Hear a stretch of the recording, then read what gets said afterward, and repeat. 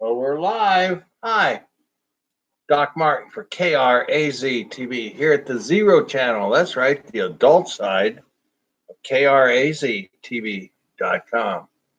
Well, I already did this book over there at KRAZ TV, the family friendly at the A to Z wines and reading what who. But since this is the adult side and we just did the whiskey book, well, this is about the world's greatest wine estates by one of the great advocates and wine writers and aficionados and et cetera, Robert M. Parker Jr. He's a great wine writer. He's the author of many books, Bordeaux, Burgundy wines, Parker's Wine Guide. Oh, he's been an author and a publisher of the Wine Advocate. I was saying over there too that sweet books are usually small. Well, this is a nice, sweet, fat book. If it's a definitive guide for great wines. Now, it was published in 2005, so the wines only go up to that year, of course, or whatever. And of course, then he covers from the great houses all around the world, from Australia, Austria, France, Germany, Italy, Spain, Portugal, and some here in the United States, that the vintages are covered from, well, I don't know. He talks about 40s and 50s, but it's really the 60s, 80s, and current vintages that last. So some of these wines in here talking about a Chateauneuf is good through now through 2031. And this was written 14 years ago.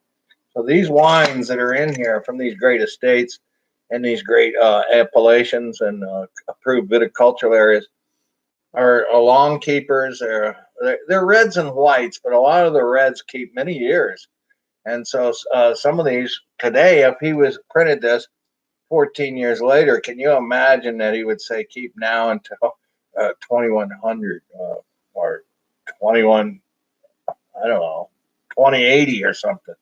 So red wines and a lot of the good old ones, they keep 50 years. I have drank a wine that was 160 years old, but a lot of the old reds and stuff, 30 years old. It's hard to find some of these vintages that are not expensive, but of course, great wines that have been kept properly and are well worth it. A friend of mine told me he had or somebody that his friend had a wedding anniversary from 50 years ago or whatever, and they wanted to get a 64, and they looked up a 64 Rothschild or Lafite. It wasn't that expensive. I told him nowadays, some of these vintages are at 15 and Romani Conti, and some of those are $4,000 a bottle. Of course, they are vineyards that are very small. There's lots and plots in there that are only a couple of acres or even a few vines, and then so one barrel. So you got single vintage, single plots, and all of that. So he does a great ranking system. He came up with a 100-point system, and Davis and all that in the wine tasting, we have a 20-point, but it goes 18.1, 0.2, or whatever. So it's divided out according to other things. But he talks a lot about the bouquets, and he gives a little feature shows all a lot of the labels, and then he features some of the wine makers and like this, and I would say probably 50% are women winemakers. So kudos to you, women. No wonder women are strong winemakers, or strong women are great winemakers. Anyway, I don't want to put my foot in my mouth. I'd rather put my nose in a glass. So keep watching, because you never know. You just got to read this book. It's a keeper. It really shows some of the ancient histories and modern takes on some of these wines and the labels and all. So it's a good reference guide. But I'm sure hoping that Robert M. Parker Jr. comes out with a one here in 2019 or whatever. I can't wait. We can't wait for you to read this book like we did. We got this from the Pima County Public Library here in Tucson. So I got to take this back today, but keep reading, and keep drinking wine. And thanks for watching KRAZ TV. And if you can, support us at KRAZTV.com. Goodbye. And, well, let's see. It says say something. I'm going to say keep reading, folks. You can never go wrong with that.